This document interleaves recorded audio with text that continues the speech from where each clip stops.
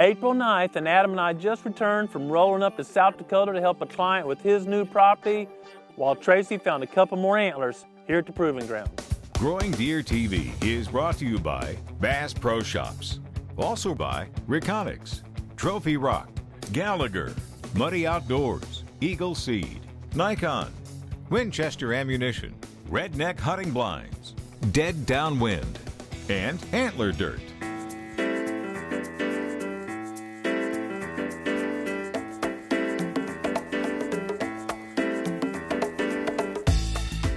April 9th, and we got a call from a new client that had purchased a property up in South Dakota not too far off the Missouri River.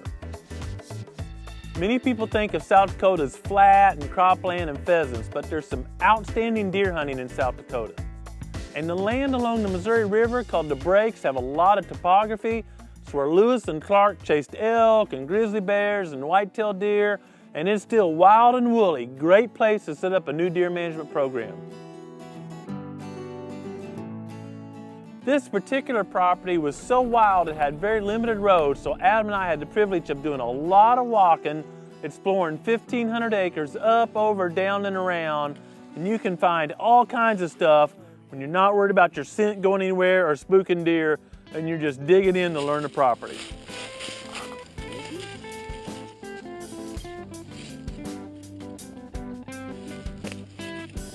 So a solid 2-year-old. No sign of brain abscess, something we always want to check for. Skull, 7 bones that make up the cranial cavity are all intact. And some of the sign we found wasn't real pleasant to report to him, as we found the skull from one young buck and one nice buck while we're learning the property. We know this is a male because of the tuberosities. You can see it really well right there. And a deep V.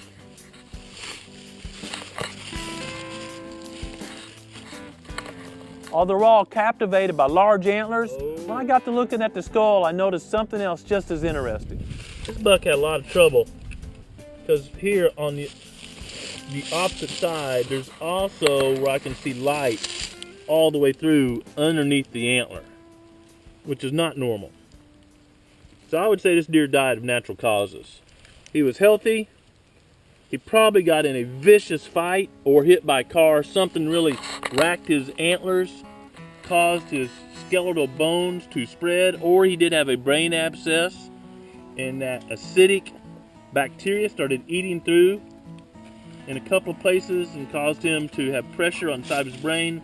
He did not act normal, and predators or a hunter or whatever could easily harvest him because he did not have full brain function. And a brain abscess is simply where somehow bacteria gets inside the skull, starts causing a growth or expansion of an infection, and that puts pressure on a certain part of a deer's brain. Oftentimes these deer may walk out in the middle of a field during daylight, or they're the deer that jump through store windows or in schools that you hear about on the news because of this brain abscess putting pressure on their brain, causing them to have abnormal behavior. Years ago, University of Georgia did a study on brain abscesses and found that it's a pretty low occurrence. It's nothing that's going to change my management plans from passing up young bucks, allowing them to mature and express their full antler potential. One of the most important things when you purchase property, or even before you purchase the property, is to get another set of eyes to look at it and see if it meets your management objectives. Some properties are better suited for bow hunting or gun hunting with big long views, or spot and stock, or mobility, getting the family around, or walk-in areas. Whatever your goals and objectives are should match the property you acquire for hunting purposes. This property is well suited for our client and his objectives of having a great hunting opportunity for his sons and his family. We'll lay out a management plan, kind of help him put all the parts and pieces together, and sit back and watch him enjoy the fruits of his labor.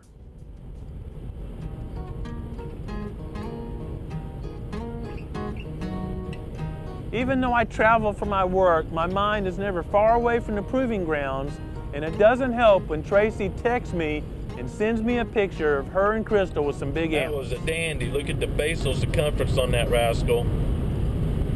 And he'll end up back at the farm, but he won't have a tag on him, except a collection tag from MDC.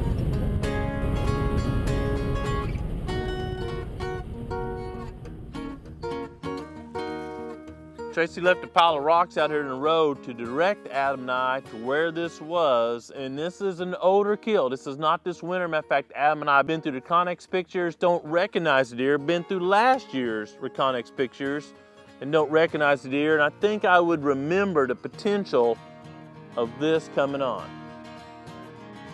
Using the top jaw to estimate the age of a deer is even less accurate than using the bottom jaw.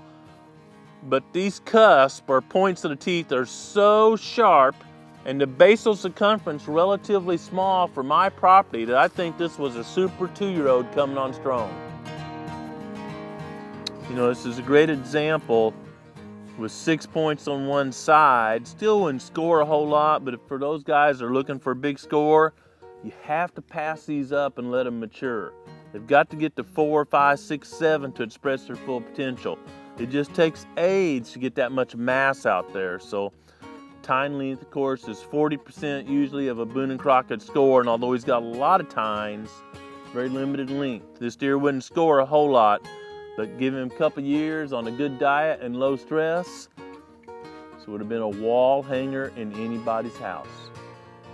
So I'll send my local conservation agent a text, because in Missouri you have to have a permit to pick these up and take them back home. We get some measurements and collect some data, and just realize that we're going to lose about 10% or more of our standing crop of bucks each year to natural causes.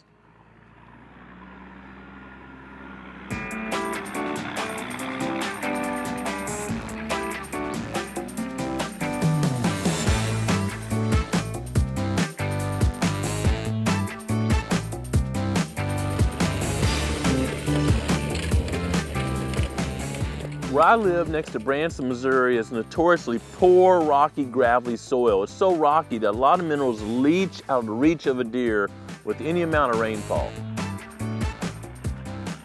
But I've been adding antler dirt, organic fertilizer, and growing great crops for years to try to give the deer all the nutrition they need.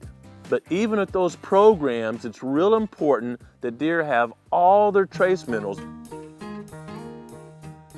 Oftentimes hunters don't put their trophy rocks out till July, August when they're putting their trail cameras out, but they may be missing a critical window by not having them out this time of year when antlers and those fetuses and does are developing rapidly.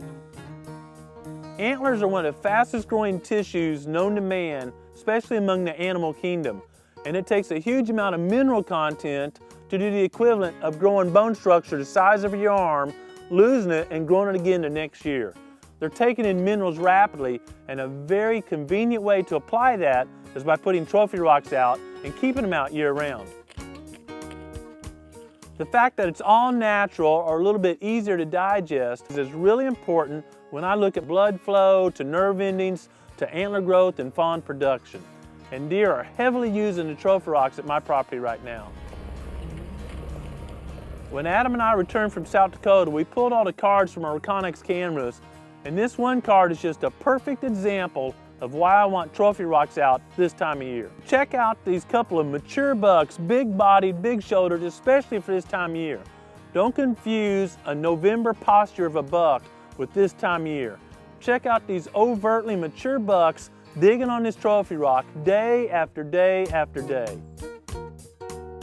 You know, if you're using Reconnex or trail cameras, it's really important to leave them out year-round. I use rechargeable batteries, so batteries aren't costing me anymore, and get pictures of those bucks developing and sense those patterns and see where the big bucks are and learn about your property. It's an awesome tool that shouldn't be sitting in your closet 9 months out a year.